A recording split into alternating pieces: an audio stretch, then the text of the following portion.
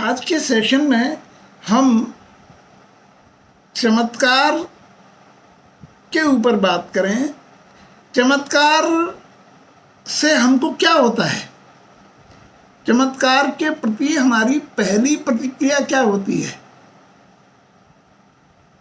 आश्चर्य, आश्चर्य होती है ना।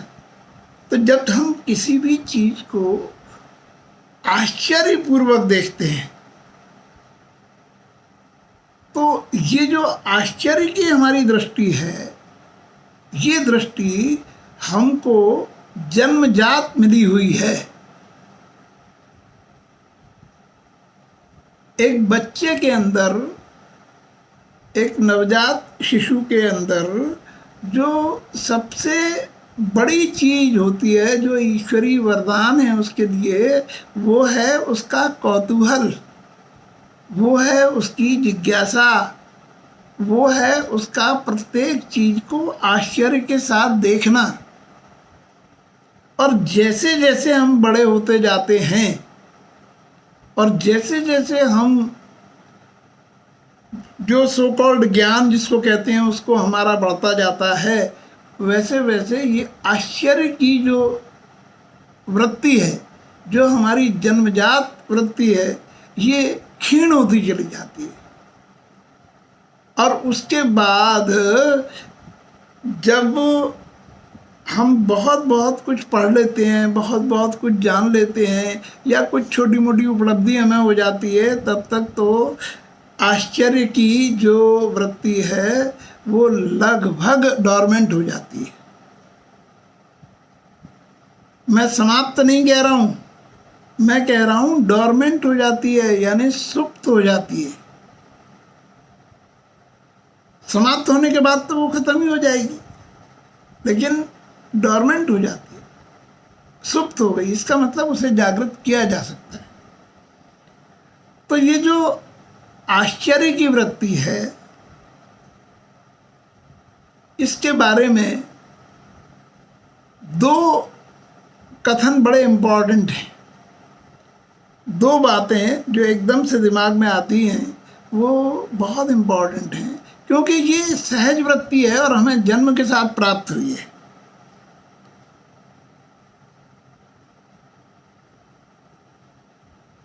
गीता में आज से 5000 5,500 वर्ष पूर्व गीता में इस वृत्ति के ऊपर एक बहुत ही महत्वपूर्ण श्लोक कहा गया है।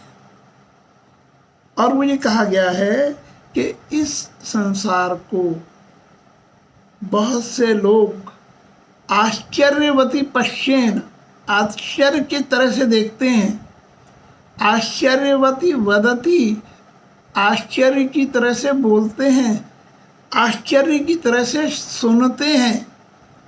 और बहुत से ऐसे होते हैं जो इसके बाद भी इसको कुछ नहीं समझते। तो ये जो बात है ये कृष्ण ने कही थी।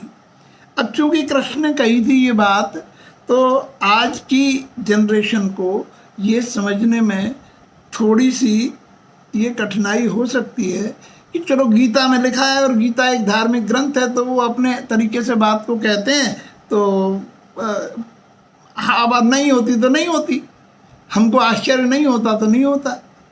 आश्चर्य का न होना हमारा उतने अंशों में डेड होना है। अगर हम आश्चर्यचकित नहीं होते, आश्चर्य की वृत्ति से हम वंचित हो गए या उसको हमने डोरमेंट कर लिया, तो हम बहुत बड़ी चीज से वंचित हैं। कैसे? कृष्ण ने जो गीता में कहा था वो तो अपनी जगह बहुत मूल्यवान है और बहुत महत्वपूर्ण है और हमारे लिए बड़ा गर्व करने लायक है कि ये हमारी सांस्कृतिक विरासत हमारे पास है। लेकिन चूंकि प्रमाण आधुनिक भी चाहिए होते हैं, तो आधुनिक प्रमाण ये है कि विज्ञान तो किसी चीज को आश्चर्य मानता नहीं। विज्ञान तो पहले प्रमाणित करता है चीजों को और प्रमाणित करने के बाद देखता है और अगर विज्ञान को कोई आश्चर्य लगता है तो उस आश्चर्य को उसके कारण खोजने की कोशिश करता है, इसका कारण क्या है, और कारण पता लगते ही आश्चर्य समाप्त हो जाता है। जैसे ही हमें किसी भी चीज़ का कारण पता चला तो वो आश्चर्य समाप्त हो जाता है। तो एक वैज्ञानिक की दृष्टि यही होती है। तो वो आश्चर्य विज्ञान के व्यक्ति को खोज की ओर प्रेरित करता है, क्योंकि वो आश्चर्य को आश्चर्य नहीं मानता। वो मानता है कि कोई भी चीज़ अगर घटित हो रही है तो वो उसका कोई ना कोई रहस्य है, उसका कोई ना कोई कारण है, और उस रहस्य को ज्ञात करने में वो लग जाता है। और इसके भी बहुत अच्छे परिणाम निकले हैं। हमारी जो वैज्ञानिक प्रगति है वो इसी खोज वृत्ति का परिणाम है कि जो आश्चर्य की वृत्ति से हमारे अंदर खोज की जिज्ञासा पैदा हुई और हमने उसके कारणों को जानने की कोशिश की, तो हमारी एक वैज्ञानिक उन्नति हुई, हमको बहुत सारे सुख सुविधा के साधन मिले। ये भी उसका एक पॉजिटिव पक्ष है। लेकिन बस ये एक छोटा सा पॉजिटिव पक्ष है, और ये छोटा सा है ये इसलिए कि आइंस्टीन जैसा महान वैज्ञानिक वो भी इस बात को एडमिट करता है। उसने लिखा है, आइंस्टीन का एक बड़ा प्रसिद्ध कोटेशन है कि there are two ways to live life. Einstein कहता है there are two ways to live life, दो तरीके हैं जीवन को जीने की। One as if nothing is miracle, एक है, सही कह रहा है वो साइंटिस्ट, अपनी उसकी जो बुद्धि है उसके हिसाब से कह रहा है कि जीवन में कुछ भी मिरेकल नहीं है। एक दृष्टि ये है। लेकिन उसके बाद वो जो बात कहता है वो कहता है दूसरी दृष्टि जो उसकी स्वयं की दृष्टि बनी इतने बड़े वैज्ञानिक की बाद में, सब्सिक्वेंटली, वो कहता है as if everything is miracle. ये जो बात कही आइंस्टीन ने, तो आइंस्टीन जैसा वैज्ञानिक जो तर्क के आधार पर सोचता था, जिसकी पूरी दृष्टि वैज्ञानिक दृष्टि थी, जिसने हमारे विज्ञान को नई दिशाएं दी, उसकी थ्योरीज ने विज्ञान को बहुत बहुत आगे बढ़ाया, वो व्यक्ति कहता है कि as if everything is miracle. ये जो एवरीथिंग इज मिरेकल है, ये दृष्टि बहुत बहुत जरूरी है। तो अब एक दृष्टि है कि कुछ भी चमत्कार नहीं है, कुछ भी चमत्कार नहीं है, ये केवल इतने अंशों में ग्रहणीय है जितने अंशों में ये हमें खोज के लिए, अध्ययन के लिए प्रेरित करती है, बस। लेकिन ये हम इसको जो मान लें कि हम तर्क की दृष्टि से सब कुछ सिद्ध कर सकते हैं, और जो तर्क की दृष्टि से नहीं है उसको हम चमत्कार मानते ही नहीं हैं, तो हमने एक बहुत बड़े ईश्वरीय वरदान जो आश्चर्य की वृत्ति है उसकी असमय हत्या कर दी। तो जो बुद्धिवादी लोग हैं, जो बहुत बहुत बुद्धि से सोचते हैं, उनके लिए ये समझना बहुत आवश्यक है कि जीवन के लिए तर्क बहुत ज़रूरी है। हम ये माने कि कुछ भी आश्चर्य नहीं है, क्योंकि वो आश्चर्य तभी तक लगता है जब तक हम उसके कारण का पता नहीं लगा लेते। जैसे ही हमें उसके कारण का पता लगा, सेब का पेड़ से नीचे गिरना, ये तभी तक आश्चर्य था जब तक गुरुत्वाकर्षण का पता नहीं चला। द मोमेंट गुरुत्वाकर्षण का ख्याल आया और ये प्रमाणित हुआ कि ये गुरुत्वाकर्षण के कारण नीचे गिरता है, तो अब कोई भी चीज़ नीचे गिरती है या हम धरती पर चलते हैं या जो भी चीज़ें गुरुत्वाकर्षण के कारण होती हैं, संभव है वो सारी चीज़ें एकदम से आश्चर्यचकित नहीं करती, लेकिन फिर भी करना चाहिए।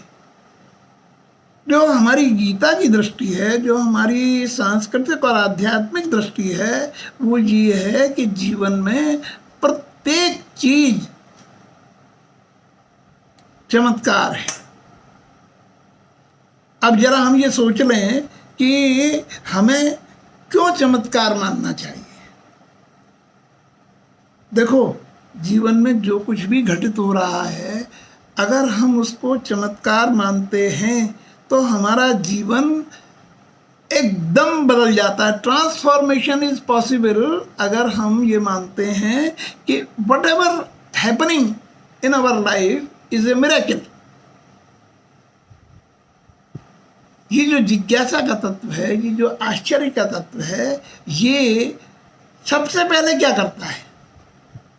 आश्चर्य की जो पहली अनुभूति हमारे मन में होती है, कौतूहल की जो पहली प्रतिक्रिया हमारे मन में होती है, वो हर्ष की होती है कि विषाद की होती है? हर्ष की होती है। कोई भी चीज़ अगर हम आश्चर्य की दृष्टि से देखेंगे तो हर्ष की होती है। तुमने देखा होगा कि बच्चे अकारण हर्षित रहते हैं,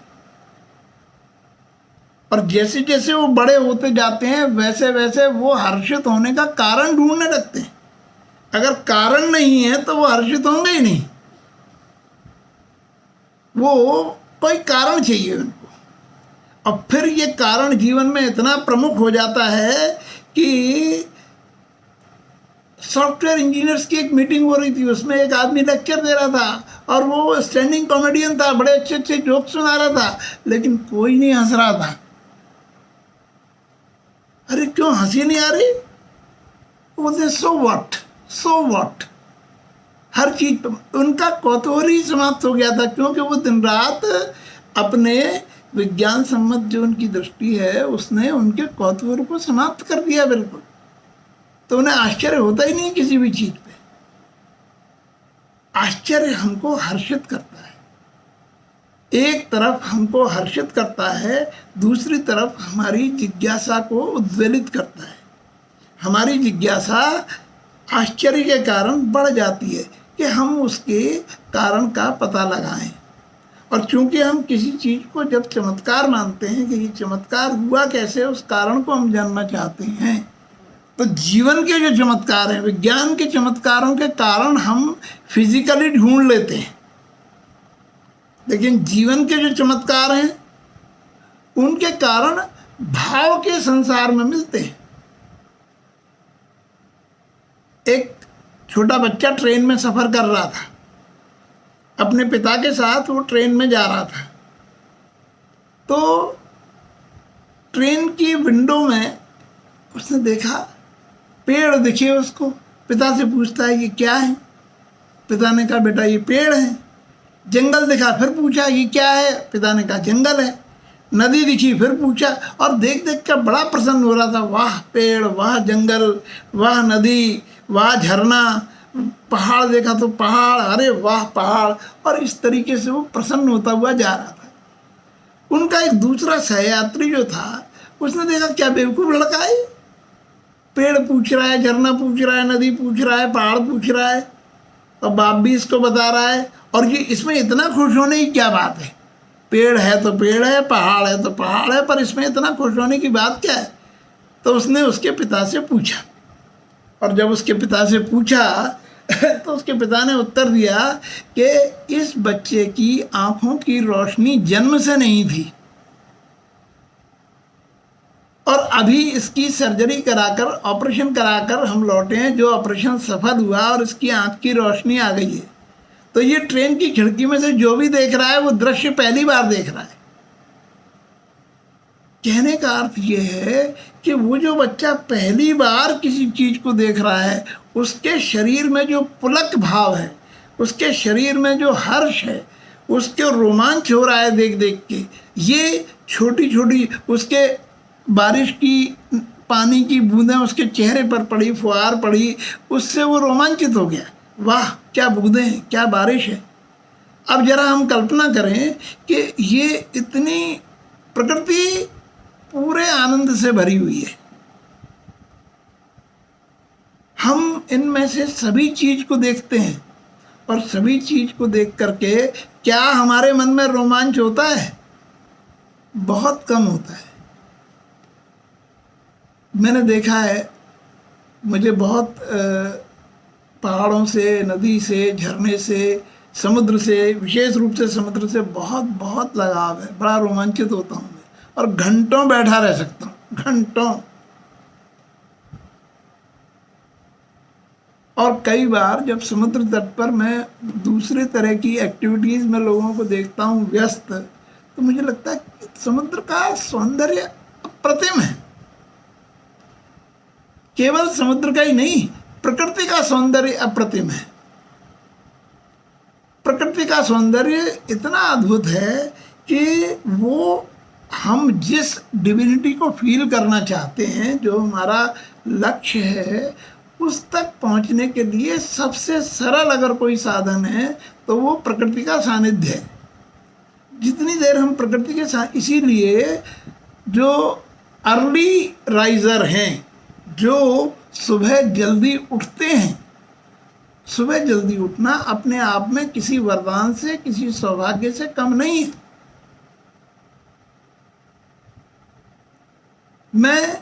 हमारे एक मित्र थे जो एक बड़ा लंबा समय ऐसा रहा, 2-3 साल का, जिसमें हम लगातार नियमित रूप से बहुत जल्दी सुबह करीब 4:30-5 बजे उठ के घूमने जाते थे। इतनी अद्भुत अनुभूतियां हैं उस सुबह की कि जब सुबह घूमने जाते हैं तो वातावरण में एक बिल्कुल नीरव शांति रहती है, कोई आवाज़ नहीं, कोई कुछ नहीं, और धीरे धीरे आवाज़ें शुरू होती हैं। पक्षियों का जगना, पक्षियों के जगने की आवाज़ें, हवा की सरसराहट की आवाज़। हम किन किन चीज़ों से वंचित हैं, हम जरा उनको अनुभव तो करके देखें कि वो कैसी है। हवा की सरसराहट की आवाज़ इतनी मेलोडियस है, वो मैंने सुनी और अनुभव की कि वाह क्या बात है ये। पक्षियों की चहचह, और जैसे जैसे भोर होती जाती है वैसे वैसे ये स्वर बढ़ते चले जाती है, और फिर उन स्वरों में धीरे धीरे जागरण के, मनुष्यों के जागरण के स्वर भी मिलने लगते हैं, जिनमें कई तरह की आवाज़ें, हॉकर्स की आवाज़ें, दूध वालों की, मतलब ग्रेजुअली। इसका एक दूसरा सीन, मैंने बहुत सारी शामें ग्वालियर का किला, जिन लोगों ने देखा है, आदर्श तुमने बस नहीं देखा, बाकी तो शायद सबने देखा होगा, तो ग्वालियर के किले पर अब तो बहुत जगह प्रतिबंध हो गया है, यहाँ तक जा सकते हैं, यहाँ नहीं जा सकते, लेकिन मैं बचपन से वहाँ जाता रहा। वहाँ के एक टीचर थे जिन्होंने मुझे फिजिक्स और मैथमेटिक्स पढ़ाई थी, उनके पास मैं जाता था, तो उन्हीं के घर रुकता था, तो ये प्रिविलेज मुझे मिली हुई थी। मैं बहुत जगह इंटीरियर में, जहाँ के अब भी कोई नहीं जा पाते, मैंने वो किला घूमा हुआ है। तो उस समय हम शाम को ये जो शिंदे की छावनी वाला कॉर्नर है, यानी जहाँ ये अपना फुलबाग डीडी मॉल की तरफ वाला जो कॉर्नर है, जो गुरुद्वारे के पीछे वाला, उस तरफ का जो पैरापेट है, वहाँ पर काफ़ी चौड़ी वो बनी हुई है उसकी किले की प्राचीर, उस पर बैठते थे हम। तो हम शाम को चले जाते थे वहाँ पर करीब 7:30-8 बजे, और उनमें मेरे साथ में ऐसे ऐसे मित्रों के साथ मेरी वहाँ पर बैठकें हुई हैं, जिनमें हमने बहुत सी चर्चाएं की हैं। एक से एक सेलिब्रिटीज़, क्योंकि ये मुझे बड़ा पैशन रहा कि उनको सुनना, उनके एक्सपीरियंसेस को सुनना, और इस मामले में मैं फॉर्चुनेट बहुत रहा, मुझे मिले लोग बहुत। तो वो वहाँ जाकर के जब हम बैठते थे, तो जैसे हम 7:30-8 बजे वहाँ बैठे, तो नीचे का जो शहर का दृश्य दिखता था, वो दृश्य पूरी लाइट जलती थी। अगर हम कभी जल्दी शाम के समय चले गए तो धुंधलका सा है, लाइट जलना शुरू हुई, और जब लाइट जलना शुरू हुई तो एक साथ सारी लाइटें जली, तो पूरा शहर जगमगा गया एकदम से। स्ट्रीट लाइट जल गई, दुकानों की लाइट जल गई, घरों की लाइट जल गई, सब पूरा शहर जगमगा रहा है। अब हमारे बैठने की तो कोई सीमा नहीं थी टाइम की, हम तो बैठे हैं वहाँ 12-1 बजे तक। तो अब 10 बजे के बाद लाइट कम होना शुरू होती है, तो 9, साढ़े 9, 10 बजे दुकानों की लाइटें बंद होना शुरू होती हैं, दृश्य परिवर्तन होता है। और वो दृश्य परिवर्तित होता है तो दुकानों की लाइट कम हो जाती है। तो पूरे शहर में जो एक दृश्य सामने आता है वो ऐसा आता है जिसमें स्ट्रीट लाइट जल रही है और घरों की लाइट जल रही है, लेकिन दुकानों की लाइट बंद हो गई। ये मैं कह के बता रहा हूँ, जितनी जिसकी कल्पना है वो इसको अनुमान लगा सकता है। सुंदर दृश्य। उसके बाद में 11, साढ़े 11 बजे घरों की लाइट भी बंद होना शुरू हो जाती है। फिर 12 बजे कहीं किसी खिड़की में से लाइट, स्ट्रीट लाइट जल रही है सारी, रोड की पहचान उसी से हो रही है कि स्ट्रीट लाइट जल रही है, लेकिन कहीं किसी घर में से, खिड़की में से रोशनी आ रही है, कहीं कुछ रोशनदान खुला हुआ है उसमें से रोशनी आ रही है। इस तरह का दृश्य वो अपने आप में एक कंप्लीट पेंटिंग है। लेकिन इस सब को देखेंगे जब हम उस आश्चर्य की वृत्ति के साथ में, तो हमें इसका पूरा आनंद आएगा। तो ये जो चीज़ें जब मैंने देखी हैं अपनी आंखों से, तो मुझे मालूम है कि संसार में जो कुछ भी घटित हो रहा है वो आश्चर्य से भरा हुआ है। ये कंप्लीट पेंटिंग। तो अब कभी तुमने देखी होगी, कुछ लोग शहर की पेंटिंग बनाते हैं, नाइट विज़न, कोई इवनिंग का विज़न, उसमें इस तरह की लाइट्स का प्रयोग होता है, ये सब करते हैं उसमें। तो ये सारी चीज़ें जब कहाँ से आती हैं, हम प्रकृति में देखते हैं। तो ये कैसे देखते हैं? जब हम कौतूहल की नज़रों से देखते हैं, जब हम आश्चर्य की नज़रों से देखते हैं तो हमारे समझ में ये बात आती है। एक और बात, जब हम अपने साथ की हैपनिंग्स को आश्चर्य के रूप में देखते हैं, तो जिस लक्ष्य के लिए हम काम कर रहे हैं, हमारे 7 कमिटमेंट में अंतिम लक्ष्य क्या है हमारा? लिव इन ग्रेटिट्यूड, यही है ना। तो ये आश्चर्य की वृत्ति हमारे अंदर बाय डिफॉल्ट ग्रेटिट्यूड ले आती है, क्योंकि जब हम शहर में घूम रहे हैं, देखो कितना परिवर्तन है प्रकृति और शहर में। जब हम शहर में घूमते हैं तो हमारे सामने रोड होती है, हमारे सामने मकान होते हैं, हमारे सामने मॉल होते हैं, हमारे सामने थिएटर होते हैं, और ये सब होते हैं। तो किसी भी कृति को देख करके उसके निर्माता का नाम जहन में आता है। अगर हम जयविलास पैलेस देखेंगे तो हमारे दिमाग में सिंधिया आएंगे ही। अगर हम किसी बिल्डिंग को देखेंगे अच्छी, तो उस बिल्डिंग जिसकी है, किसकी है ये? अरे अग्रवाल साहब की बिल्डिंग है। ये किसकी है? ये कपूर साहब की बिल्डिंग है। ये किसकी है? ये फलां की बिल्डिंग है। तो हमारे दिमाग में जो नाम आएगा प्रश्न के उत्तर में, वो व्यक्ति का आएगा। शहर में घूमने का यही तरीका है कि जो दृश्य हमारे सामने होगा वो दृश्य हमको फाइनली व्यक्ति से जोड़ेगा। लेकिन जब हम प्रकृति के साथ घूमेंगे, हम वन में घूमेंगे, हम नदी किनारे घूमेंगे, हम पहाड़ की तरफ देखेंगे, तो इन पर किसी के निर्माता का नाम लिखा हुआ है? पहाड़ किसने बनाया? नदी किसने बनाई? झरना किसने बनाया? समंदर किसने बनाया?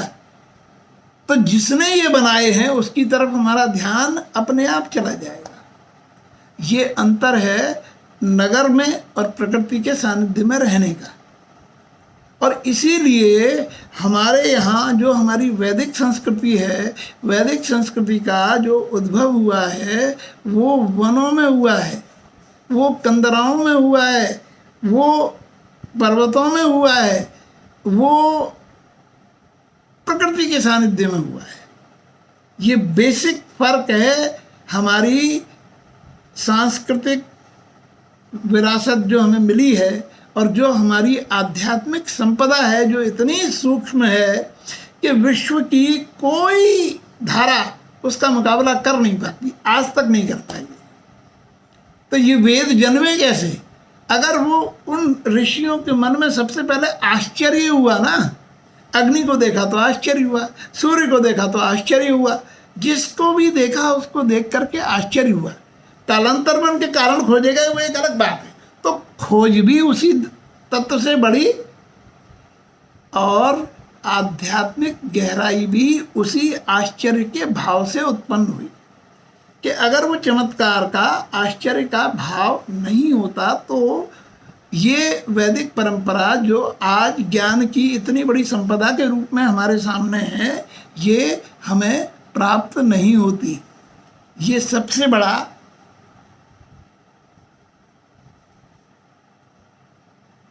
परिणाम है। तो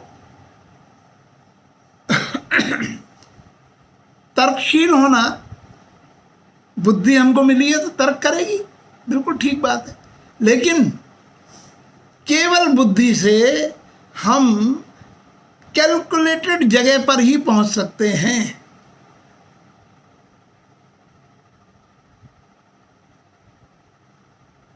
लेकिन ये जो कौतूहल है, ये जो आश्चर्य की वृत्ति है, ये हमें कहीं भी पहुंचा सकती है। कैलकुलेशन से हम A to Z, बस लिमिट है इतनी, ए से शुरू करेंगे जेड तक पहुंचेंगे, लेकिन imagination can lead us anywhere, कहीं भी जा सकते हैं। और ये जो कहीं भी जाना है, ये ही हमारी प्यास है। इस ह्यूमन बॉडी में अगर कोई भी प्यास है तो वो प्यास अनंत की है, वो लिमिटेड नहीं है।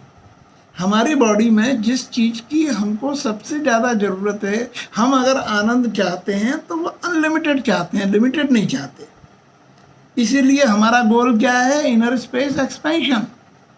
तो ये जो एक्सपेंशन है, ये एक्सपेंशन कौतूहल के चलते, आश्चर्य के चलते ही संभव है। कि जब हम आश्चर्य की वृत्ति से चीज़ों को देखेंगे तो कारणों की परत पर परत खुलती चली जाएंगी। क्या विज्ञान की इतनी खोजों के बाद आज विज्ञान अपने अंतिम लक्ष्य तक पहुंच चुका है क्या? विज्ञान अंतिम लक्ष्य तक नहीं पहुंचा और न कभी पहुंचेगा। क्यों? क्योंकि कौतूहल अनंत हैं, आश्चर्य अनंत हैं। और इसीलिए आइंस्टीन को कहना पड़ा कि जीवन में दो ही दृष्टि हैं, एक कुछ भी चमत्कार नहीं है और एक सब कुछ चमत्कार है। तो सब कुछ चमत्कार है यही मान्य होगा, क्योंकि चमत्कारों की श्रृंखला अनंत है। और हमारी भूख और हमारी प्यास जानने की वो भी अनंत है। तो अनंत को अगर हम जानना चाहें तो वो तर्क के द्वारा कभी नहीं जान सकते। एक बड़ा सुंदर सा उदाहरण मुझे याद आ रहा है, रामायण से वो है, पता नहीं मैंने ये कभी प्रसंग में बताया है कि नहीं बताया। अगर बिल्कुल मेरे साथ उसी फ्रीक्वेंसी पे जुड़ोगे तो तुम्हें भी इसका बहुत आनंद आएगा कि रामायण में जब राम, लक्ष्मण और सीता वन को गए हैं तो वन में विचरण करते हुए उनको बहुत सारे लोगों ने देखा, जिनमें ग्रामीण, आदिवासी, वनवासी लोग शामिल हैं, उनकी वधुएं शामिल हैं, लोग शामिल हैं, ग्रामीण लोग हैं, उनके पास कोई भाषा नहीं है, कोई अध्ययन नहीं है, और वो राम को देख रहे हैं। तो राम को देख रहे हैं तो उनके संवाद हैं। कभी चाहो तो इसको अयोध्या कांड में मध्य में ये प्रसंग है, उन चौपाइयों को पढ़ना।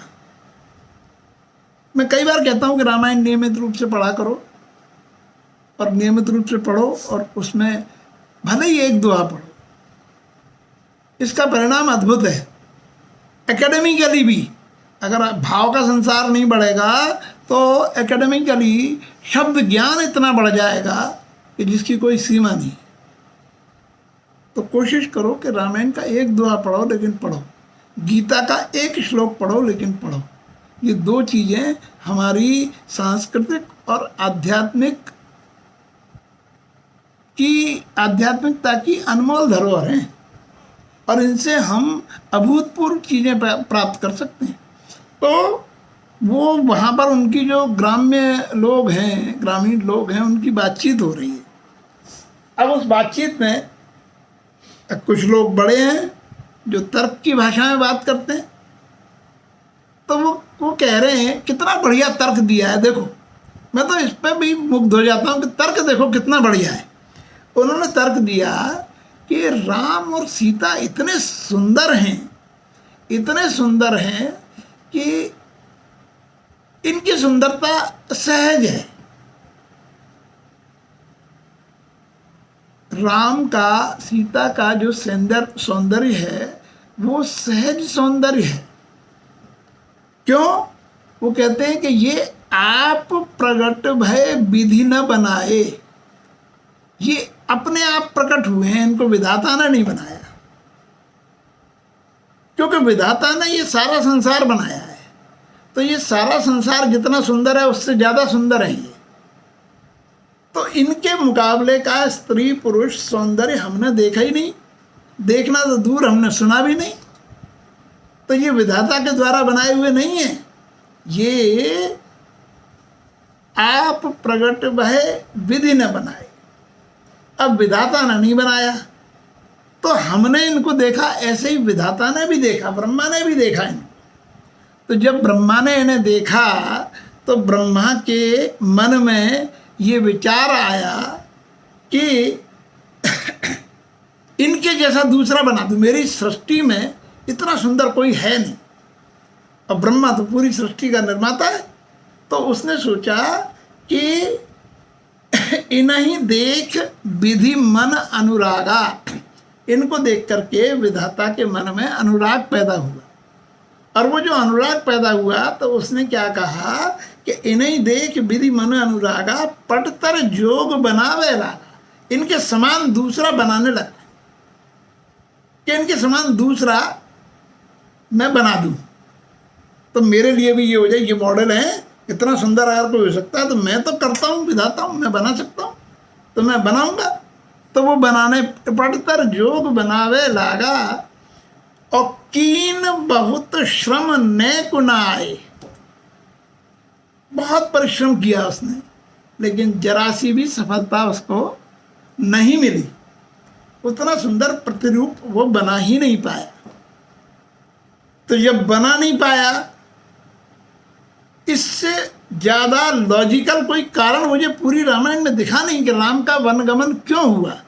तो वो वहाँ जो स्त्रियाँ ग्रामीण लोग हैं वो बात कर रहे हैं, तो वो कह रहे हैं कि विधाता इनके जैसा बनाने लगा, लेकिन बहुत मेहनत करने के बाद भी जब उससे नहीं बना तब वो खीज और ईर्ष्या से भर गया।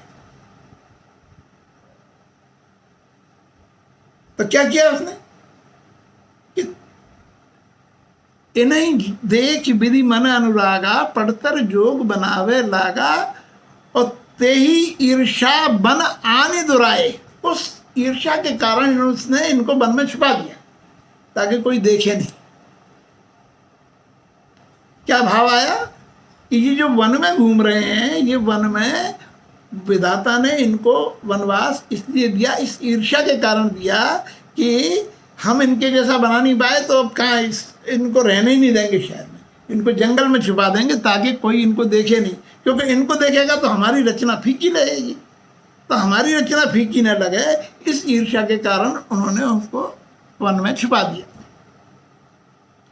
ये तर्क वालों का तर्क है, ठीक है। अभी दूसरे बोलते हैं, वो क्या बोलते हैं कि देखो हम बहुत ज़्यादा जानते नहीं हैं, एक कहीं हम बहुत न जाने, एक कहते हैं कि हम बहुत जानते नहीं हैं, पर निज सौभाग्य धन्य करी माने, अपने सौभाग्य को धन्य मानते हैं। क्यों? क्योंकि इनका दर्शन हमको हो गया, इनका दर्शन हमको हो गया। वो चाहे जैसे ईर्ष्या के कारण दुराया हो या कुछ किया हो, हमें ज़्यादा तर्क वितर्क में नहीं पड़ना। जो भाव प्रधान आदमी होता है वो तर्क वितर्क में नहीं पड़ता, लेकिन सबसे ज़्यादा आनंद कौन उठाता है?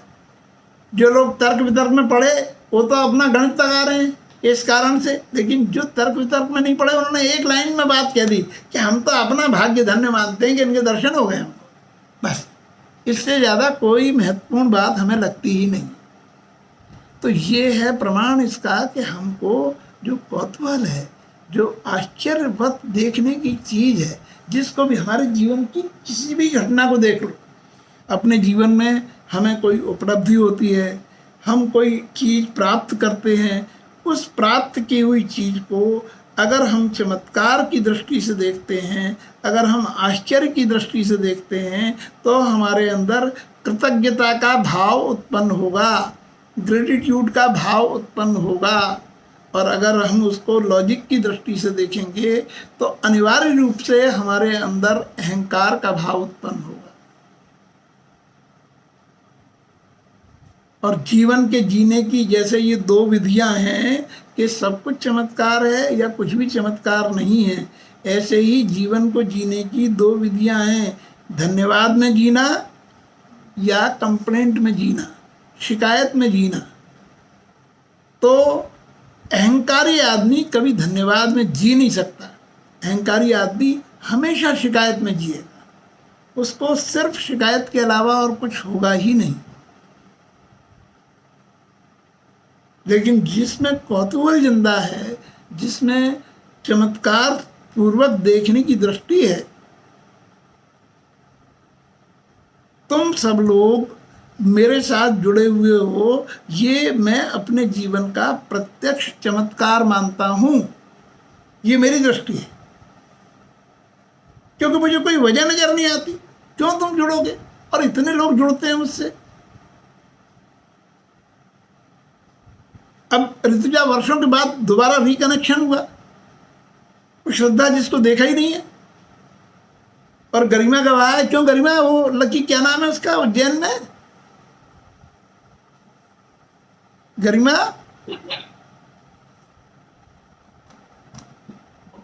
गरिमा वो तुम्हारी जो मित्र है, क्या नाम है उसका, चित्रा चित्रा चित्रा पाठक। उस चित्रा से मेरी 14 साल मुलाकात नहीं हुई, और फिर अचानक मुलाकात जब वहाँ हुई, और उससे 14 साल के बीच में करीब 4-5 साल का गैप आया, और उसकी कहानी में गरिमा को सुना रहा था। तो गरिमा ने कहा कि अच्छा, नरसिंहगढ़ की तो कहीं वो चित्रा तो नहीं थी। मैंने कहा हाँ, वो चित्रा ही थी। तो फिर गरिमा ने मेरी बात कराई, और जब गरिमा ने मेरी बात कराई उससे, तो मुझे अपना नाम नहीं बताना पड़ा। जब मैंने हेलो कहा तो उसने तुरंत मुझे पहचाना और बड़ी प्रसन्नता से भर गई। और उसके बाद जब हम उसके घर पे गए तो तब उसके बच्चे भी बड़े हो रहे थे। तो उसके ससुर जो वहीं से डिप्टी कलेक्टर से रिटायर हुए थे, तो वो मुझे देख के इतना आश्चर्य किया। उन्होंने कहा कि चित्रा आपके बारे में बोलती रहती थी और ये कहती थी कि हम मिले नहीं हैं, हमने देखा नहीं है उनको।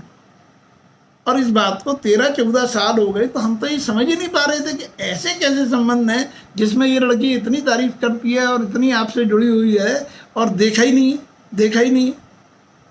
फिर जब उस दिन गए, बैठे, वहाँ बातचीत हुई, तो बोले अब हमें बहुत आनंद आया और अच्छा लगा।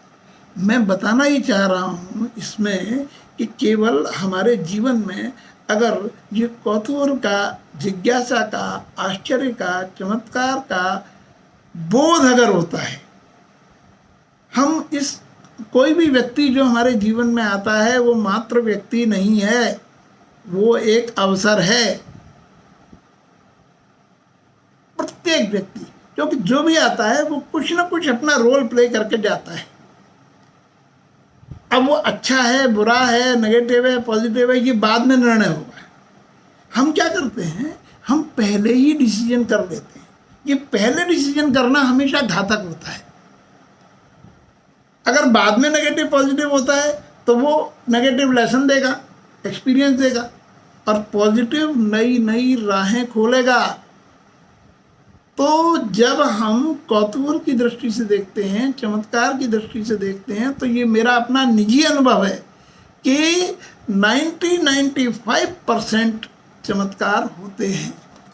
लोग ऐसे मिलते हैं कि मैं अपने जीवन में जब देखता हूँ बहुत सारे, अब जैसे मैंने डॉक्टर बच्चन का उदाहरण बताया, अमिताभ बच्चन के पिताजी का, उनसे करीब 10 बरस जितनी आत्मीयता रही, तुम लोगों ने देखे हैं, फोटो भी देखे हैं उनके, उनकी कविताएं मेरे पास रिकॉर्डेड हैं।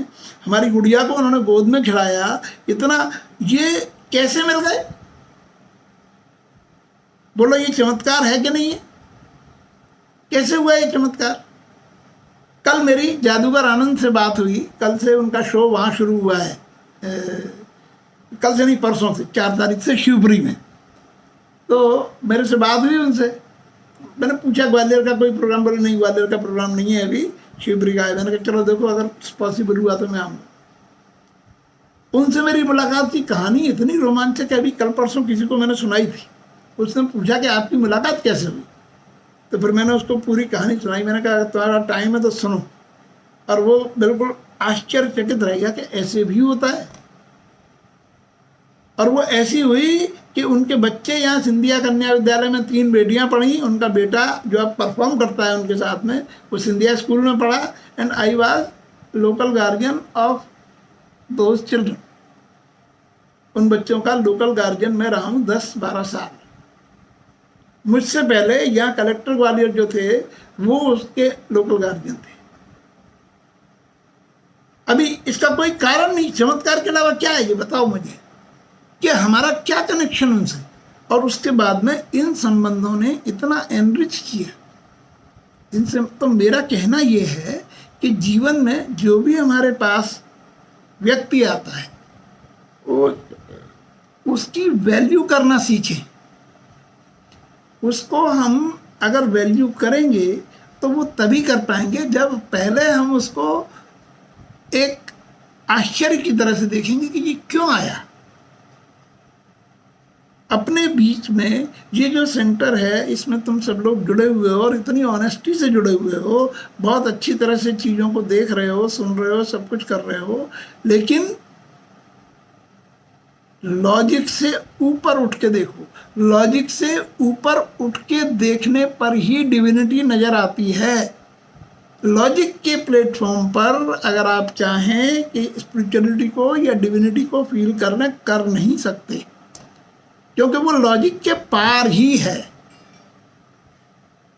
इसको हम कई तरीके से समझा सकते हैं, समझ सकते हैं, और यही हम कोशिश करते हैं हर सेशन में कि इन चीज़ों को हम समझें। तो आज के सेशन में मुझे लगता है कि इस चमत्कार के ऊपर, आश्चर्य की वृत्ति के ऊपर बहुत बात की है। इस पर कितनी भी और बातें की जा सकती हैं, लेकिन ये मूल बात है कि एक दृष्टि है, कुछ भी चमत्कार नहीं है, ये दृष्टि है तर्क की दृष्टि, और ये दृष्टि हमसे खोज करवाएगी, परिणाम में रिजल्ट भी देगी, लेकिन साथ में उसके थकान भी आएगी।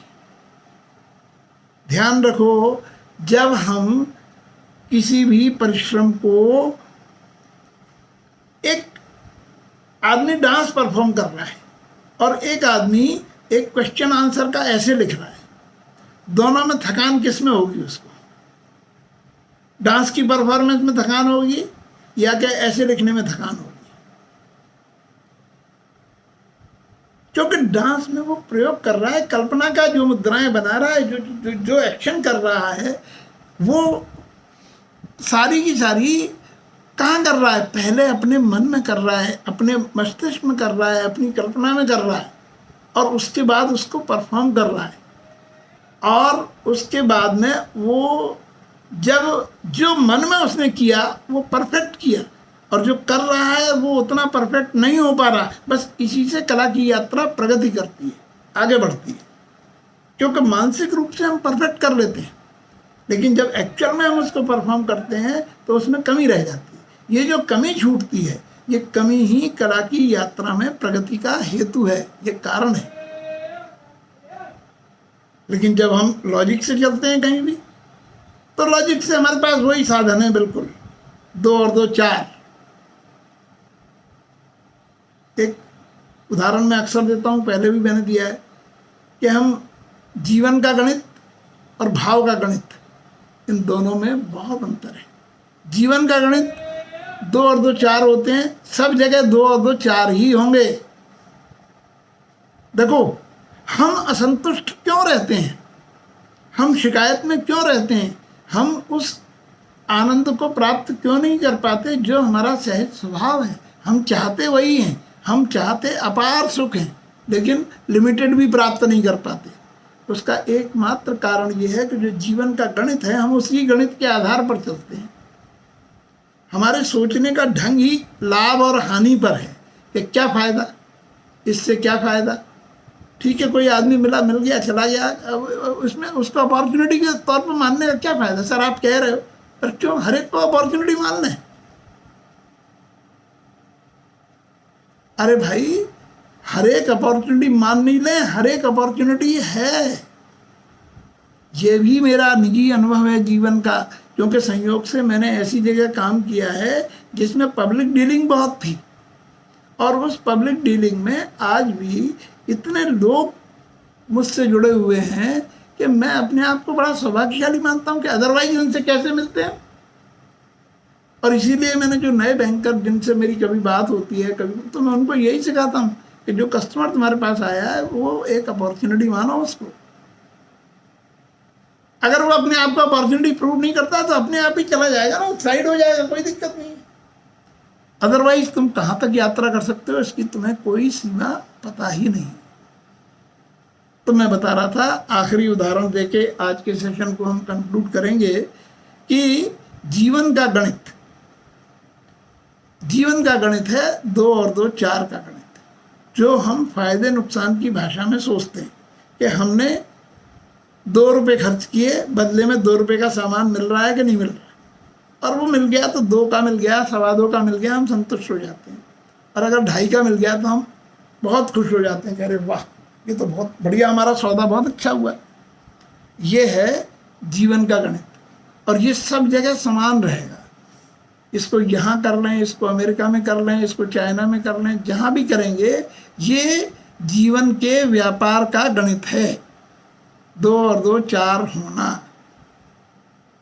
लेकिन एक दूसरा गणित भी है, और वो दूसरा गणित क्या है? वो दूसरा गणित है भाव का गणित। वो है उस आश्चर्य वाले एलिमेंट का गणित जो हमारे अंदर कौतूहल पैदा करता है, जो हमें डिवाइन एलिमेंट से जोड़ता है, और जो हमें कलाकार बनाता है, जिससे हम कला से जुड़ते हैं, जिससे हम भाव के संसार से जुड़ते हैं। तो अब तुमने एक पेंटिंग बनाई, ये कला कुछ भी हो सकती है, एक पेंटिंग हो सकती है, मूर्ति हो सकती है, डांस परफॉर्मेंस हो सकती है, कविता हो सकती है, कुछ भी हो सकता है।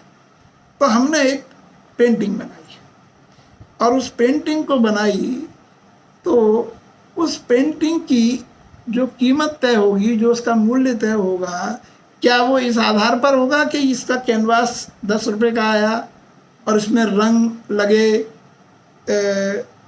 10 रुपये के तो 20 रुपये हो गए, लेबर समझ लो 2 दिन की इसकी लेबर हो गई तो चलो 200 रुपये लेबर हो गई इसकी, तो 220 रुपये 40 रुपये हो गए, और प्रॉफिट जोड़ लो थोड़ा सा 50 रुपये तो 270 रुपये हो गए, तो इसकी प्राइस लाभ इसका जोड़ लो 30 रुपये तो 300 रुपये हो गए। क्या उस पेंटिंग की कीमत हम इस तरीके से निकालेंगे? उस पेंटिंग की कीमत हम कभी भी इस तरीके से निकाल नहीं सकते। वो एक पेंटिंग, वही पेंटिंग 1000 की, 2000 की, लाख की, करोड़ की, कितने की भी बिक सकती है। और जो तर्क वाला आदमी है वो कहेगा कि बेवकूफ है, इसको खरीद रहा है इतने में, क्या है इसमें ऐसा?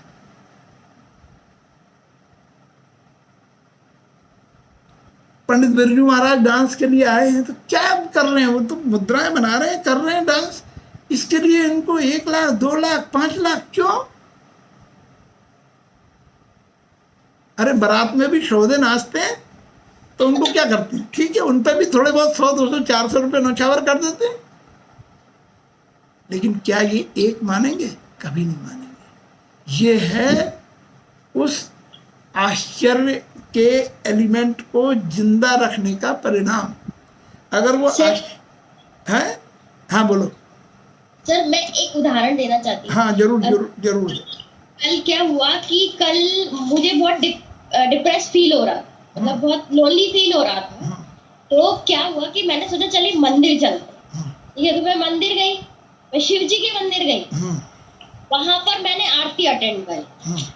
ठीक है, आरती अटेंड करते करते मुझे ऐसा लगा कि वो शिवलिंग में 2 आंखें बनी हुई और वो आंखें मुझे देख रही। मैंने उस निराकार भगवान में, मतलब अपन कहते हैं कि पिंडी में कोई भाव नहीं होते ना, उनकी सजावट होती है ज्यादा, ऐसा कुछ नहीं, लेकिन हमने उसमें भाव देखे और वो आंखें मुझे देख रही हैं, ये देखा। तो इससे क्या हुआ, उत्साह हुआ, आश्चर्य हुआ, आश्चर्य का भाव पैदा हुआ। ठीक है, और ऐसा लगा कि कोई है, यदि हम इतना डिप्रेस फील करते हैं तो भगवान हमें आशीर्वाद देते हैं। ये एक थोड़ी कनेक्टिविटी लगती है। यदि हम ऐसे शोर शराबे वाली जगह रहते हैं जहाँ हमेशा टेंशन रहती है, पढ़ाई का टेंशन, अर्निंग का टेंशन और ये सब रहती है, तो जब हम मंदिर जाते हैं तो एक डिवाइन एनवायरनमेंट मिलता है हमें। तो ये बात बिल्कुल तो सही, बिल्कुल सही बात है।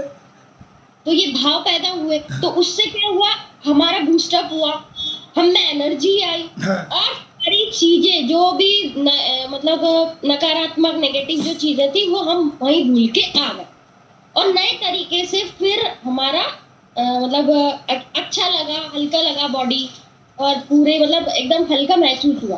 तो इस तरीके से हमें एक एनर्जी भी मिली। बिल्कुल बिल्कुल मिलती है। देखो, इसको सीधी सीधी समझ लो कि कैलकुलेशन थकाएगा, कैलकुलेशन थकाएगा और कल्पना हमें उड़ना सिखाएगी। उड़ने के लिए सबसे जरूरी चीज क्या है? हम क्यों नहीं उड़ पाते? ईगो का जो वजन है, ईगो का जो पत्थर है, वो उड़ने नहीं देता।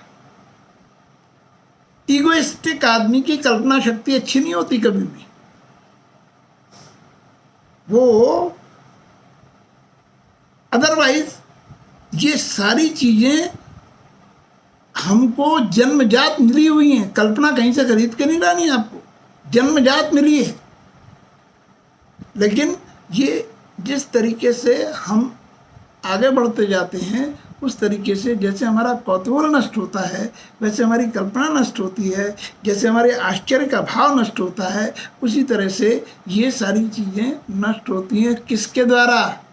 जो सो कॉल्ड ज्ञान, सो कॉल्ड नॉलेज हम प्राप्त करते हैं उसके द्वारा। इसलिए ऐसा नहीं है कि उस नॉलेज की ज़रूरत नहीं है, बिल्कुल ज़रूरत है। ऐसा नहीं है कि उस तर्क की ज़रूरत नहीं है, तर्क की भी बिल्कुल ज़रूरत है। लेकिन भाव के ऊपर तर्क कभी नहीं हो सकती, हो ही नहीं सकती। भाव से आप जिस जगह पहुंचते हैं, एक दूध वाली दूध बेचने जा रही थी और दूध उसने तो उससे एक व्यक्ति ने उसको आवाज लगाई कि रुको रुको जरा मुझे दूध दे दो। तो वो उसने उसको दूध दिया। कितने का चाहिए? उसने कहा 10 रुपये का। 10 रुपये दिए, उसने 10 रुपये का नाप के दूध दे दिया उसको।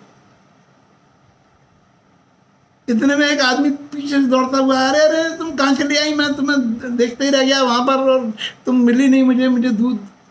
अरे तो आओ ना, आओ। अब उसने उसको बुलाया और उसके लाओ बर्तन दो। उसका बर्तन लिया और उसके बर्तन में बिना नाप के दूध भर दिया, जितना उसका पात्र था उतना पूरा भर दिया और कोई पैसे नहीं। तो एक व्यक्ति देख रहा था, उसने कहा अरे वो आया, तुमने उससे 10 रुपये भाव तय किया और बिल्कुल नाप तोल के उतना ही दूध दिया, और ये आया इसको तुमने पूरा भर दिया, बिल्कुल कोई नाप तोल नहीं, कुछ नहीं। बोले ये मेरा मित्र है, ये मेरा मित्र है। मित्रता में भाव नहीं होता, मित्रता में भाव होता है। तब ये समझ में आया कि आप तर्क के गणित से बस वहीं पहुंचोगे, 10 रुपये 10 रुपये, लेकिन भाव का गणित आपको इनफाइनाइट देगा। ये सबसे बड़ा जीवन का अगर कोई दुर्भाग्य है तो वो ये है कि हम इस भाव के गणित को समझ नहीं पाते। तो हमारे जितने भी 7 कमिटमेंट हैं, वो 7 कमिटमेंट, अंतिम सोपान क्या है उसका? अंतिम सोपान है लिव इन ग्रेटिट्यूड। तो ग्रेटिट्यूड में पहुंचने के लिए, ग्रेटिट्यूड में बिना भाव के हम पहुंच सकते हैं? पहुंच ही नहीं सकते। इसको कोई जो ज्ञानवान लोग हैं, जो तर्कशील लोग हैं, वो इसको उपहास के तौर पर ले सकते हैं कि ये तो बात प्रैक्टिकल नहीं है। मैं कहता हूँ इससे ज़्यादा प्रैक्टिकल संसार में कुछ है ही नहीं। क्योंकि प्रैक्टिकल होने के नाम पर हम चाहते क्या हैं? लाभ ही तो चाहते हैं। प्रैक्टिकल होने के नाम पर क्या चाहते हैं? लाभ चाहते हैं, उन्नति चाहते हैं, प्रगति चाहते हैं, सब कुछ चाहते हैं। हम खुद देख लें कि कोई व्यक्ति हमसे चालाकी कर रहा है तो हम देने में उसके लिए उदार बनेंगे या कंजूस? क्यों? कोई व्यक्ति हमसे चतुराई कर रहा है, चालाकी कर रहा है, तो हम कितने भी दानशील हों, उसको देने में कहीं ना कहीं कुछ ना कुछ कृपणता आ ही जाएगी। लेकिन कोई व्यक्ति बिल्कुल सरल है और सरल भाव से जुड़ा हुआ है, तो उसको जो दिया जाएगा वो असीम दिया जाएगा। उसके लिए कोई सीमा नहीं है, कोई निषेध नहीं है किसी भी प्रकार का। तो ये जो असीम को प्राप्त करने की जो विधि है, असीम को प्राप्त करने की विधि यही है कि जीवन में जो कुछ भी घटित हो रहा है उसको हम एक चमत्कार के रूप में देखें। जो दृष्टि है वो हमारी आश्चर्य से भरी हुई दृष्टि हो, वो आश्चर्य से भरी हुई दृष्टि हमको बाय डिफ़ॉल्ट धन्यवाद में ले जाएगी। क्योंकि हमें समझ आ जाएगा चमत्कार हम नहीं कर सकते। चमत्कार अगर हो रहा है तो चमत्कार में क्रेडिट हमेशा दूसरे को जाएगी, और जब दूसरे को क्रेडिट जाएगी, दूसरे को क्रेडिट देते ही हमारा अहंकार समाप्त होता है। अहंकार बढ़ेगा कैसे? जब हम क्रेडिट स्वयं ले रहे हैं। जिस जगह हम डूअर हैं, जिस जगह हम करता हैं, उस जगह अहंकार मजबूत होगा। जिस जगह हम रिसीवर हैं, जिस जगह हम रिसीवर हैं उस जगह तो धन्यवाद ही आएगा कि ये अरे वाह आपने हमें दे दिया। बस यही जीवन में प्राप्त करने की विधि है कि अगर जीवन में हम कुछ प्राप्त करना चाहते हैं तो हमारी दृष्टि कौतूहल से, अचरज से, धन्यवाद से भरी हुई होनी चाहिए। इसीलिए बार बार कहता हूँ कि जो हमारे 7 कमिटमेंट हैं उनको भाव से पढ़ो और उनको जीने की कोशिश करो। अगर लाइफ में चमत्कार नहीं घटने लगे तो मुझसे कहना। बिल्कुल प्रैक्टिकल लाइफ में देखना, प्रैक्टिकल लाइफ में चमत्कार घटेंगे। तुम किसी दुर्घटना से बच जाते हो, ये भी अपने आप में एक बड़ा चमत्कार है। और हम बचते हैं। मेरे जीवन में कई बार ऐसा हुआ है, मुझे मालूम है। इसीलिए मैं ये जो 7 कमिटमेंट हैं उन पर बिल्कुल कन्विंस्ड हूँ कि हाँ ये हैं, वर्केबल हैं। कितनी भी प्रैक्टिकल लाइफ हो उसमें ये काम करते हैं। इसलिए आज के सेशन को हम यहीं कंक्लूड करते हैं। मैं यहीं कंक्लूड करूं इससे पहले मैं पूछना चाहूँगा कि आज के सेशन में इमीडिएटली किसी के मन में कोई क्वेश्चन हो तो वो पूछ सकता है। कोई प्रश्न किसी के मन में उठ रहा है? कोई भी प्रश्न किसी के मन में कौतूहल को, जिज्ञासा को, गणित को, तर्क को लेकर के उठ रहा हो तो वो पूछ सकता है। नहीं है तो चलो फिर हमेशा की तरह से वही एक परामर्श, वही एक एडवाइस कि जो कुछ भी, जैसा कुछ भी समझा हो उसको लिखने की कोशिश करना। ये लिखना ही तुमको प्रेरित करेगा कि तुम उसको बहुत अच्छी तरह से अपने मन में उतार सको। पिछली बार के बहुत मेरे कहने के बाद पिछली बार का सेशन बहुत अच्छा हुआ था, मुझे स्वयं को भी बहुत अच्छा लगा। संयोग से आज का सेशन भी मुझे बहुत आनंद आया। तुमको जैसा भी लगा, अगर ये अच्छा लगा हो तो ज़रूर ज़रूर लिखने की कोशिश करना और ग्रुप में लिखना। पिछली बार शिवी ने इतना परफेक्ट लिखा था कि मुझे देख करके बहुत खुशी हुई, और मैं ये चाहता हूँ कि तुम लोग लिख लेते हो। आदर्श ने बहुत अच्छा लिखा। तो ये जो तुम एक्सप्रेस करते हो, ये एक्सप्रेस करो। ये एक्सप्रेशन ही तुमको ट्रू सेंस में एनरिच करेगा। इसलिए जो भी कुछ समझ में आया, जैसा भी समझ में आया, कहीं कुछ भी कंफ्यूजन है, कुछ भी गलती है, मुझसे फ़ोन करके पूछ सकते हो। अदरवाइज जो जैसा है, हमारा ग्रुप है, हमारा अपना प्लेटफॉर्म है, उसमें सही गलत कोई जज नहीं कर रहा। मूल बात ये है कि तुम एक्सप्रेस कर रहे हो कि नहीं कर रहे, और एक दूसरे से प्रेरणा लो। किसी ने बहुत अच्छा लिख दिया, इसका मतलब ये नहीं है कि अब इसने इतना अच्छा लिख दिया तो अब हम नहीं क्या लिखें। संसार की प्रगति अगर सोच रहे थे सब, कह रहे वाल्मीकि ने रामायण इतनी बढ़िया लिख दी, तो फिर तुलसीदास जी लिखते, और तुलसीदास लिख गए इतनी बढ़िया रामायण, तब उसके बाद कविता बंद हो जाएगी? आज भी लिख रहे हैं। कला की यात्रा, जीवन की यात्रा कहीं रुकती नहीं है। वो हमेशा नए नए डायमेंशंस, नए नए आयाम खोजती है, और ये नए आयाम हम भी खोज सकें, इसी के लिए ये प्रेरणा मैं हमेशा देता रहता हूँ कि कम से कम जो भी समझ रहे हो उसको लिखो। इसमें आलस्य अपने आप के साथ ही एक तरह का फरेब है कि तुम बैठे 1 घंटा 1.5 घंटा तुमने दिया, ध्यान से सुना, और सुनने के बाद अगर वो सारी चीज़ें तुम्हारे जीवन का, व्यक्तित्व का हिस्सा नहीं बनी, तो उसका कोई भी अर्थ या कोई भी लाभ तुम्हें वास्तविक अर्थों में नहीं मिल पाएगा। तो इसलिए फिर से एक बार ये परामर्श देता हूँ कि जो भी समझे हो उसको एक्सप्रेस करने की कोशिश करो। That's all from my side. Thank you very much.